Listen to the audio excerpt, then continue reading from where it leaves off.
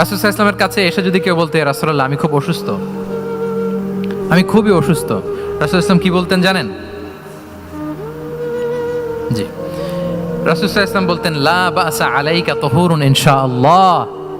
ইয়া রাসূলুল্লাহ আমি অসুস্থ। রাসূল সাল্লাল্লাহু আলাইহি ওয়াসাল্লাম বলতেন, আরে don't worry, it will cleanse up you from your sins if Allah wish. ইনশাআল্লাহ এতে তোমার যে গুনাহ টুনা আছে, পাপ আছে, এই পাপগুলোকে আল্লাহ তাআলা এই অসুস্থতা দিয়ে মোচন করে দিচ্ছেন। পড়েন সুবহানাল্লাহ।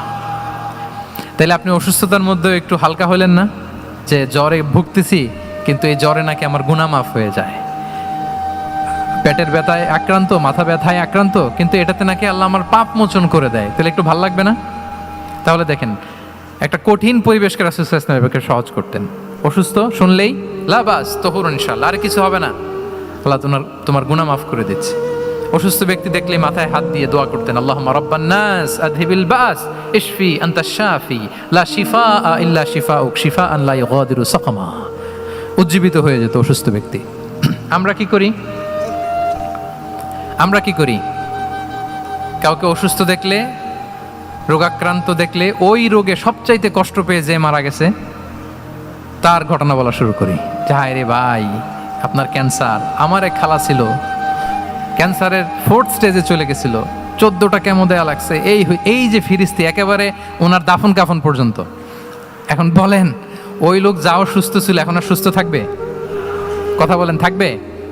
একটা দিব্যি সুস্থ মানুষকে যদি আপনি বলেন, ভাই আপনাকে দেখতে কেমন যেন একটু রোগা রোগা লাগতেছে, অসুস্থ নাকি?